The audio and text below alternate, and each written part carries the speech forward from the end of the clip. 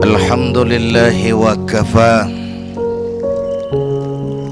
Wassalatu wassalamu ala sayyidina Muhammadin al-Mustafa wa ala alihi wa ashabihi ahli sidki wal wafa, amma ba'du. Para ulama yang saya muliakan, hadirin hadirat yang saya cintai, alhamdulillah malam ini kita sudah banyak mendapat mutiara-mutiara yang sangat berharga yang baru saja disampaikan oleh Bang Haji Roma Irama. Saya yakin besar manfaatnya buat kita semua. Mudah-mudahan apa yang kita dengarkan bisa kita amalkan. Saudara-saudara, sekarang ini banyak orang bisa memberi contoh, tapi sedikit orang bisa menjadi contoh. Ngasih contoh mah gampang, jadi contoh susah. Karena beliau manusia. Laqad ja'akum rasulun min anfusikum. Kalau kambing disuruh nyontoh ayam, yang nyuruh nyontoh kagak punya pikiran. Ya, kagak level. Kambing mah nyontohnya kambing, kebo nyontohnya orang, nyontohnya orang. Makanya Nabi kita orang. Bukan malaikat, bukan jin, bukan dewa, manusia. Kalau manusia disuruh nyontoh manusia, itu perintah masuk akal, predispositionnya sama. Kalau disuruh nyontoh malaikat, mah ribet kan. Malaikat bagaimana nyontohnya, dia mah tidur kagak, makan kagak, sama duit budek, sama perempuan kagak open, lah susah nyontohnya. Ya, Superman tuh biar hebat nggak bisa dicontoh Superman. Bagaimana terbangnya? Lagian pakai celana dalam di luar, Pak. Nggak bisa dicontoh Superman mah. Nabi kita manusia utuh, cuman sungguh pun manusia, kualitasnya beda. Ini namanya basyarun la kal basyari. Manusia memang, tapi jangan samain, bobot bibitnya beda. Contoh, kita nih manusia, kita tidur. Nabi kita manusia, beliau tidur. Tidur Nabi, tidur mata doang, hatinya nggak pernah tidur. Tuh bedanya sama kita tuh. Tidur kita keblek, asal tidur habis-habisan. Lagi, kita manusia, kita keringetan. Nabi kita manusia, keringetan. Keringet Nabi harum wangi, bau minyak kasturi, zaman belum ada parfum. Keringet kita udah rasain aja masing-masing dah, jangan pakai dikebet udah.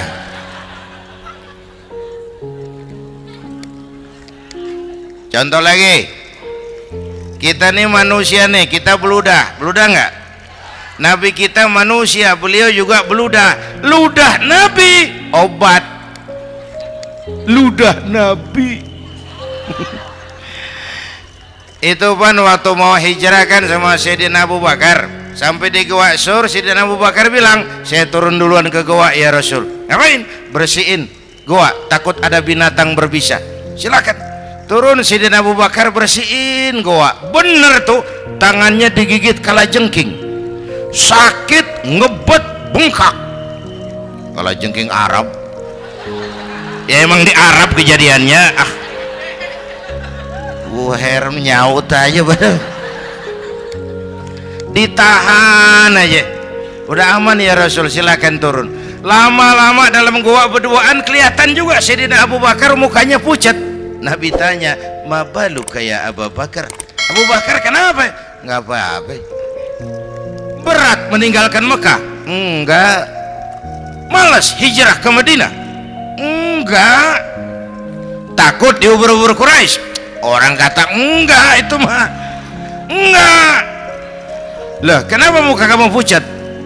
Tangan digigit kalajengking. Ngapa nggak ngomong dari tadi? Saya nggak mau nyusahin Tuhan ya Rasul. Biar saya tahan, asal jangan nyusahin Tuhan. Ah, jangan begitu kau. Sini tanganmu, diambil sama baginda Nabi. Bismillahirrahmanirrahim. Cuh, diludahin, ringkes, sembuh saat itu juga. Ludah Nabi. Pengen tahu kita yang ludahin, bengkak campur koreng.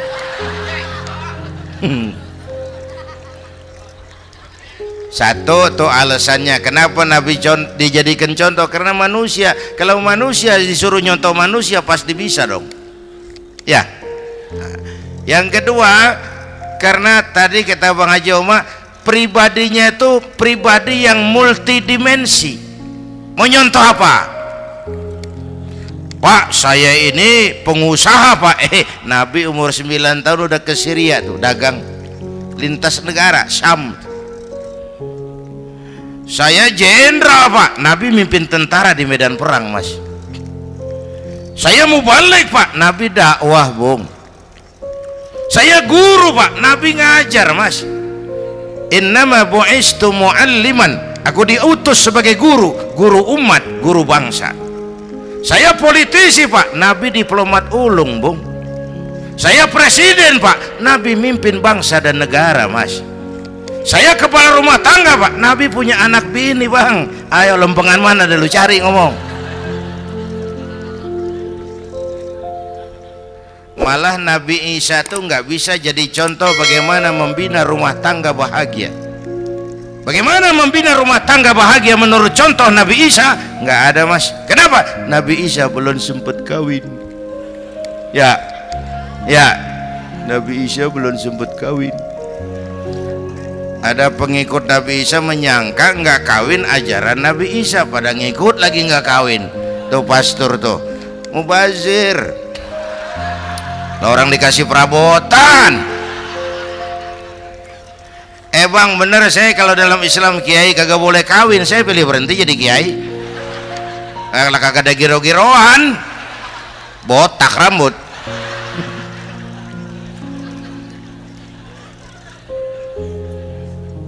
Makanya Bang Haji Oma cerita poligami saya girang banget tadi. Bukan yang ngomong ahlinya soalnya.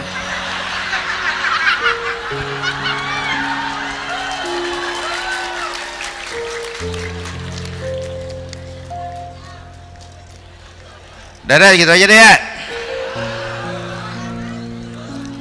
Nah, kata Imam Busair ini yang dahsyat. Ka'annahu wa huwa fardun fi jalalatihi fi askarin hina talqahu wa fi hasham. Sepertinya kehebatan Rasulullah itu sama, baik sendiri maupun di tengah tentara. Artinya begini, orang hebat banyak, tapi yang hebat di mana-mana susah nyarinya. Baginda Rasul ini lagi duduk hebat, lagi jalan hebat, ada di pasar hebat, lagi di masjid hebat, di medan perang hebat, di depan anak-anak hebat, di mata musuhnya hebat, di depan sahabatnya hebat, di mata istrinya hebat, di mana-mana hebat. Lah susah nyari orang begini Bang ya. Kita mah hebat juga setempat. Di kantor hebat, sekantor orang diomelin. Di kantor, pulang ke rumah dikeplak sama bininya diem aja. Ini di depan bininya dia kagak hebat dia mah.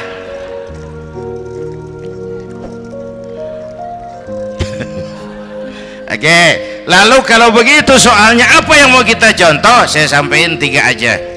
Pertama, Nabi kita ini tokoh yang sejak kecil udah ditempa kesusahan. Bu, tadi kata Bang Haji, Islam mengangkat derajat kaum perempuan karena perempuan banyak melahirkan orang besar. Lihat Sayyidah Aminah, ibunda baginda Nabi, melahirkan anak pertama tanpa didampingi suami.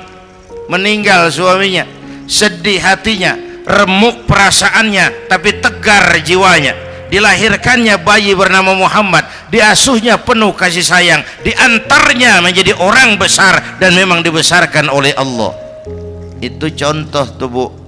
Bilangin anak-anak tong bocah Nabi ngangon kambing tong, sekolah tong jadi orang gede. Baba lu tibang tamat SD lu sarjana lu, baba lu cuman jadi RT lu jadi camat lu. Biarin malu baba lu pala jadi kaki, kaki jadi pala, asal lu terus sekolah. Bu, anak sekolahin, gelang doang digedein lu.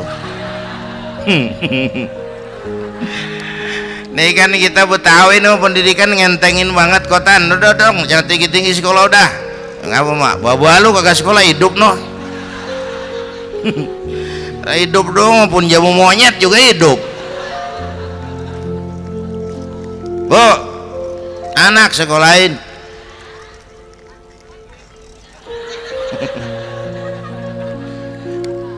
Mahatma Gandhi. Kecilnya begeng, ceking, cacingan, leatim. Emaknya tuh Gandhi sekolah nak, Gandhi belajar nak, Gandhi jadi orang besar nak. Kalau perlu belajar ke Inggris, biar Inggris menjajah kita. Gak apa-apa kau sekolah ke Inggris, tapi jangan jadi Inggris nak. Jangan pacaran sama bule, jangan sentuh minuman keras. Gandhi jadi orang besar. Mahatma Gandhi tumbuh karena dorongan emak. Mak udah yatim. James Watt, Kang Bandrek. Emaknya tuh yang dorong tuh jadi orang besar. Belum lagi perempuan yang jadi besar. Di Indonesia ada Kartini, di Jawa Tengah ada Dewi Sartika, di Jawa Barat Dewi Sartika, di Bengkulu ada Fatmawati Soekarno sang penjahit bendera merah putih, di Aceh muncul Laksamana Malahayati, disusul kemudian oleh Cut Nyadin, baru kemudian muncul Cut Koko, Cut Meme, Cut, ya udah tak cut lain dah.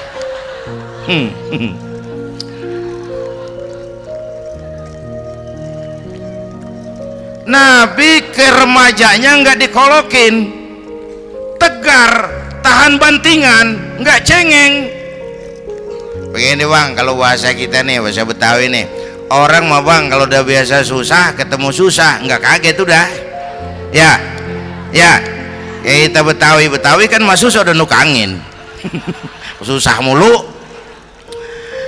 Saya santri nih biasa makan kangkung, datang ke rumah temen dikasih kangkung, makanan gue ini mat, dikasih daging ayam lah nambah, emang apa? Orang mah kalau biasa susah enak nggak kagetan.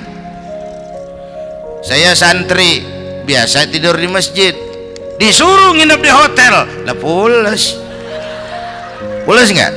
Tapi yang biasa tidur di hotel suruh nginep di masjid encok. Makanya kemarin tuh waktu menteri-menteri baru dilantik tuh saya ngarepin tuh mudah-mudahan nih menteri ini begitu dilantik bacaannya nawaitu sauma ghadin. Lu pada niat puasa dulu dah, entaran. Puasa kan bukan kagak boleh, nunda doang, nunda puasa mah. Tempe boleh maghrib, tahu boleh maghrib, air kelapa boleh maghrib. Lu menteri pada mau naik mobil mewah boleh ntar kalau ekonomi udah mendingan, rakyat udah pada legaan napasnya. Ya sebab apa? Itu duit buat mobil para menteri kan duit negara kan duit rakyat. Duit rakyat kan duit gue juga, itu ada di situ. Gue bayar pajak. Sayangnya kebanyakan pejabat kita asal dilantik aja bacaannya Allahumma lakasumtu, niat buka puasa. Orang buka puasa kan kemaruk, apa jadi gares? Ya. Bu, Jadi benar Islam mengangkat harkat, derajat, martabat kaum perempuan. Kata Bang Haji Umar tadi, dengar nggak tuh? Waktu Nabi ditanya, ya Rasul, siapa yang paling harus saya taati di dunia? Ibumu. Setelah itu, ibumu. Setelah itu, ibumu. Setelah itu, bapakmu. Ibu 3 kali disebut, bapak. Coba pikirin, ibu 3, bapak 1 bapak. Ini bagaimana ngitungnya, jadi kerok begini nih ngitung nih.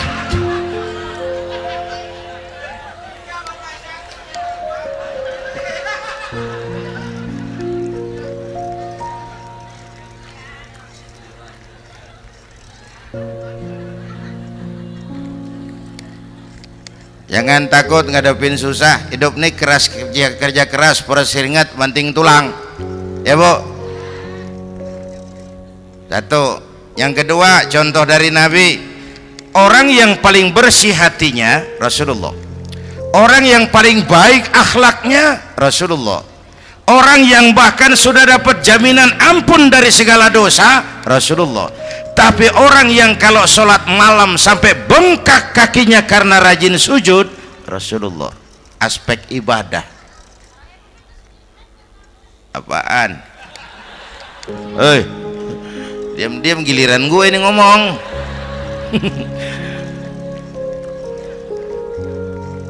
Lo ngomong lagi udah gue pulang. Canda neng. Udah gantian ya. Ya. Apaan urusan? Orang yang dosanya udah dapat jaminan ampun, kalau sholat malam bengkak kakinya karena rajin sujud. Saya tahu di sini juga banyak yang kakinya bengkak. Semurat. Oke. Kira-kira 3 minggu yang lalu saya menghadiri haul akbar Syekh Maulana Malik Ibrahim di Gresik, haul ke-609. Dari situ saya ke Surabaya ikut zikir sama keluarga besar Tarbiyatul Qulub. Waktu zikir saya terkejut, ada kalimat yang dibaca ratusan kali menyentak perasaan saya. Kalimatnya sederhana, kita hafal lah, yaitu kalimat Ana Abdullah. Dibaca ratusan kali, Ana Abdullah, Ana Abdullah, Ana Abdullah, Ana Abdullah. Buat saya itu menyentak karena memperteguh komitmen, saya hamba Allah, saya hamba Allah. Itu mah Pak Zainuddin kan biasa, itu mah kita semua juga hamba Allah. Betul. Ayo kita bikin luar biasa. Saya mau tanya, Bapak Ibu hamba Allah apa bukan? 3 orang. Ibu hamba Allah apa bukan? Hamba Allah. Kata siapa? Nah, kata ibu sendiri. Kalau kata sendiri pan namanya pan ngaku. Ya. Orang ngaku mah boleh dong, tiba ngaku. Namanya juga ngaku. Cuman diakuin apa enggak kita pan belum tahu.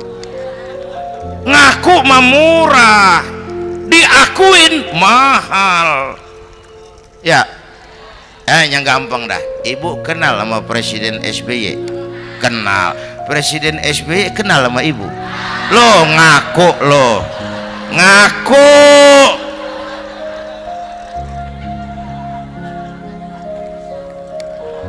Saya hamba Allah, kata saya. Berapa banyak orang mulutnya hamba Allah, perbuatannya menyatakan dia hamba dunia, hamba harta, hamba jabatan, hamba setan, budak nafsu. Nggak sesuai ucapan sama perbuatan.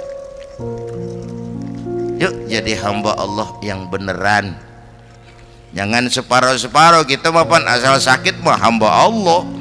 Ya Allah, ya Allah, lagi sakit, sehat ya dikit, keder, nyari masjid nggak ketemu.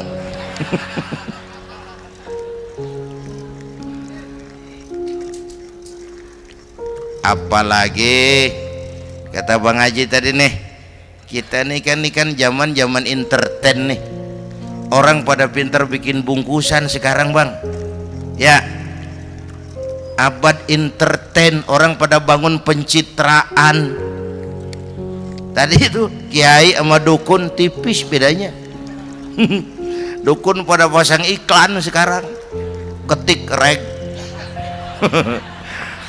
Waduh, sampean lahir hari Selasa, nggak cocok di air, ono di hutan sono. Larang udah dagang es jadi berhenti, nggak cocok di air.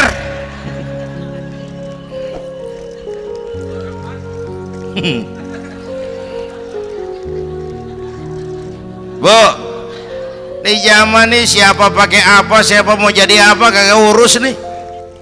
Bapak Ibu hadirin yang saya hormati, dan masyarakat kita ini kayak daun kering. Tahu daun kering? Gampang dikumpulin, susah diikat, berisik, gampang dibakar. Tuh daun kering. Penyakitnya kutil, kurang teliti, cepat heran, gampang kagum. Cepat heran, gampang kagum. Dulu ada tuh satu hari tabrakan di jalan kenceng, buah, korban jatuh belepotan darah, dikerubungin orang banyak. Datang wartawan mengambil gambar dari dekat, susah, orang banyak bener ngerubung. Cari akal nih wartawan, tolong saya dikasih jalan ke dekat korban. Orang nengok semua, saudara siapa? Saya bapaknya korban katanya. Dia ngaku bapaknya korban. Ya orang minggir semua, minggir, ini ada bapaknya korban. Orang minggir semua, dia maju ke depan korban. Sampai di depan korban, pucat mukanya tuh wartawan. Kenapa? Yang ketabrak anak monyet Pak. Dia udah kedongan ngaku bapaknya korban.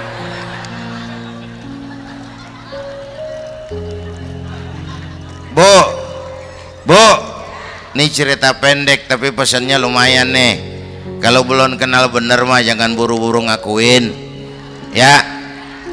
Dia kagak tahu yang ketabrak siapa, main ngakuin aja, saya bapaknya korban. Lu makan lu jadi bapak monyet sono lu. Makanya jagain kampung kita nih, jangan kemasukan yang aneh-aneh ya. Nabi palsu, aliran aneh ya, ini bid'ah, itu bid'ah kuno yang kayak begitu. Capek kita ngurusin begitu, udah kelewatan ya.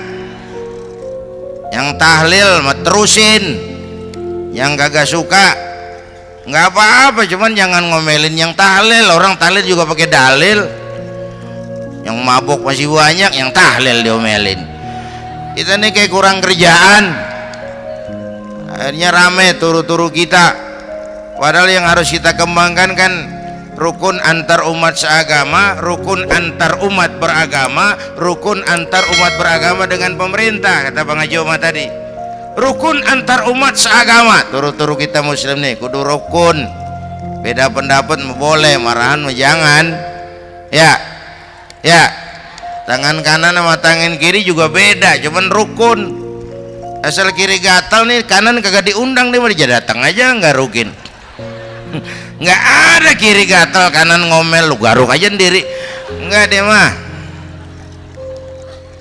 akur ya Bu.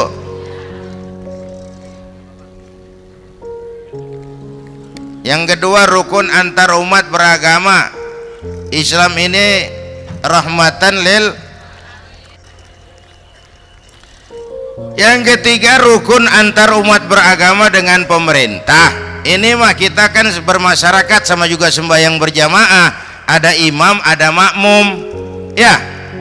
Nih rakyat kalau jadi pemilih yang pintar ke depan, nah, mau milih wali kota kayak gubernur kayak presiden kayak. Sebab apa? Sholat berjamaah kan siapa makmum kagak penting Bang. Makmum mah siapa aja boleh ya, tiba ngikutin dia mah. Ngaji dia mah gimana kayak nggak ada bab pemilihan makmum, nggak usah. Makmum mah kagak usah dipilih, siapa aja boleh ya Bang. Tuh orang budak Bang, boleh jadi makmum. Bacanya kagak fasih, boleh jadi makmum.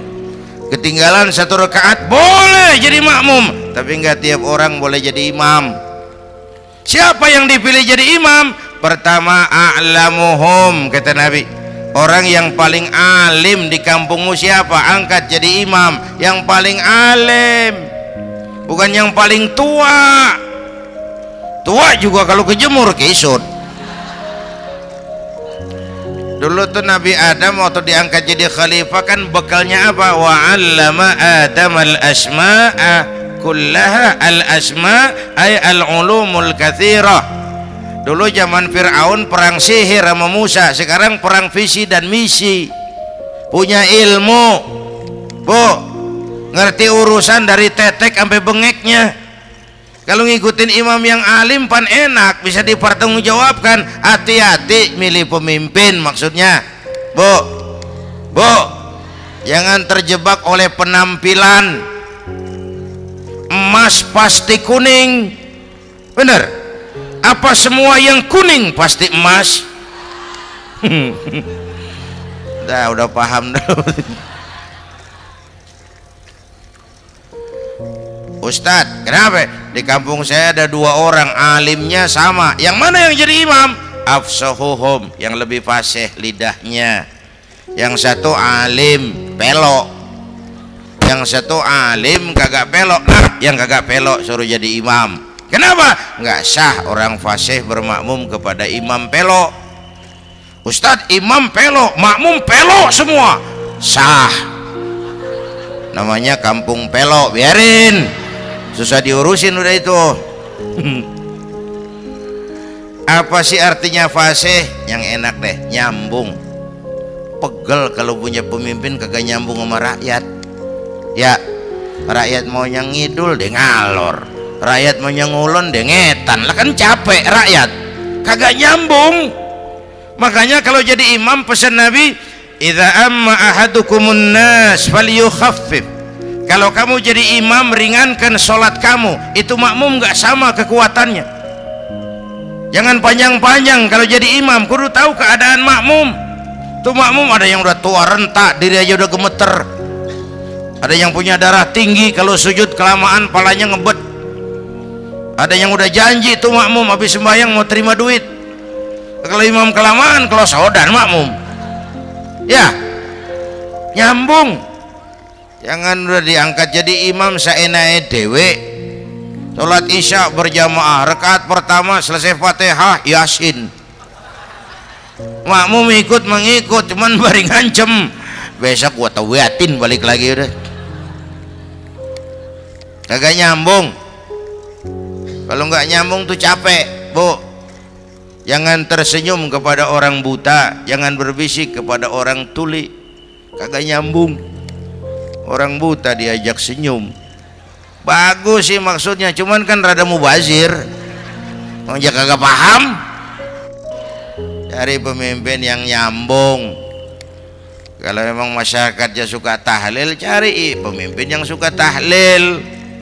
Rakyatnya suka maulid, cari pemimpin yang suka maulid, supaya nyambung, kagak pegel kita.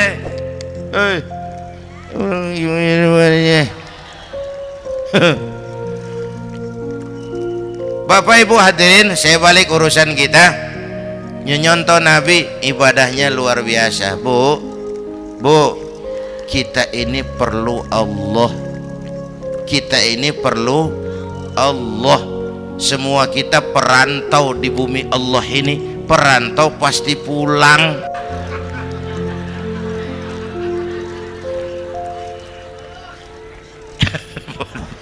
Bolot, bodoh kalau ada perantau, dia sadar dia perantau tapi nggak pernah mikirin pulang. Lebih bodoh lagi mikirin pulang tapi nggak nyiapin bekal.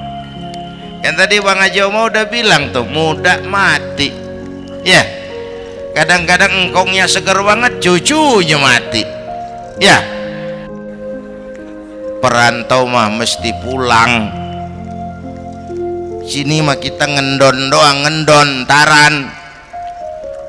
Mula-mula pan Bang, kita mah tinggalnya jauh di alam arwah. Dari sana pindah ke alam rahim, alam kandungan emak nih. Pernah tinggal di situ? 9 bulan tuh, ada yang 2 tahun, yang keluar udah kumisan, kelamaan ngetemnya itu.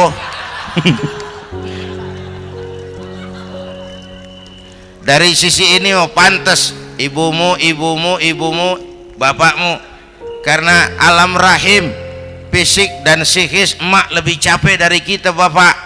Kita mah orang laki mah, kita mah pen investor gitu mah, nanam modal doang. Yang ngolah pabrik kan emak tuh, ya mak. Pabrik. Anak-anakku remaja, pemuda yang hadir, masya Allah, emakmu, emakku, emak kita semua nih, dari mulai ngidamin kita udah kita seksa nih emak nih. Dari mulai ngidamin kita udah kita seksa emak nih, muntah nggak urus. Mending ada yang dikeluarin mah enak, lega. Ini kagak ada apa-apanya. Bener mak. Yang dipengenin yang kagak musim, lah kan setengah mati lagi urusan. Tengah malam pengen megang pala kereta, lu jorok bener lu, gue heran.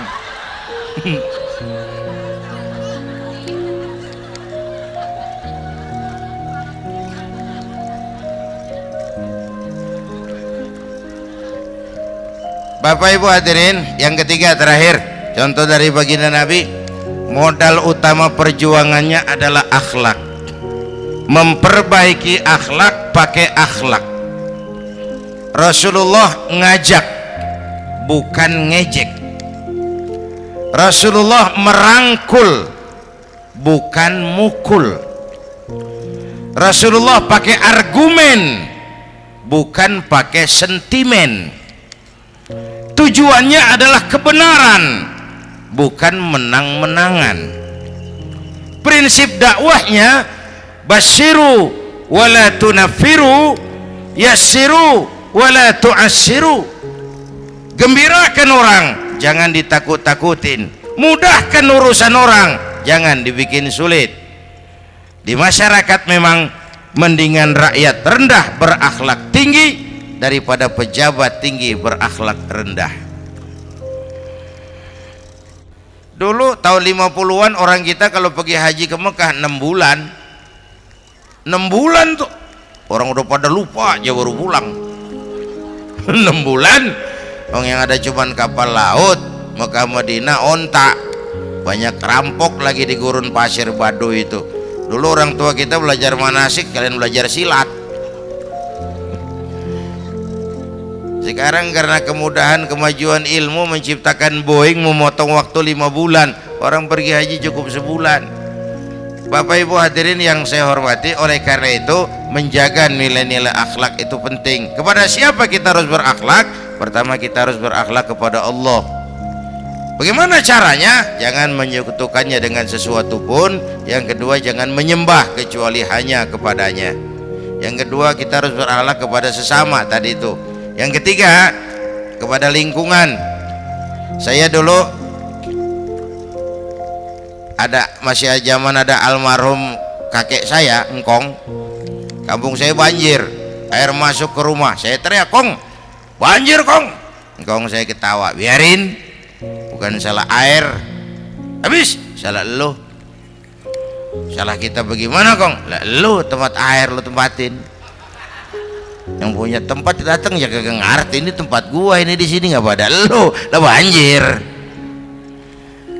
Engkong saya nggak makan bangku sekolahan, tapi wise. Air kan bukan musuh, air kan temen kan kudu punya tempat. Lalu kagak punya tempat, pantas kemana dia ngayap, banjir. Ya, dulu saya remaja ngaji babul istinja, kiai ngajar makro. Buang air kecil di tanah berlubang. Saya tanya, kenapa makruh Kiai? Pertama, untuk alasan kesehatan. Siapa tahu di lubang yang kamu kencingi ada gas beracun. Kalau tidak Kiai, kalau tidak maka artinya melindungi binatang yang ada di dalam lubang. Siapa tahu di lubang yang kamu kencingin ada semut sedang rapat membahas laporan Susno Duaji. Apa dosanya lalu mati dikencingin? Ini namanya rahmatan li semut. Saya mau bilang alam sekarang tidak seramah dulu karena kita juga nggak ramah sama alam. Bapak Ibu hadirin yang saya hormati, padahal watak Islam rahmatan lil alamin. Inilah barangkali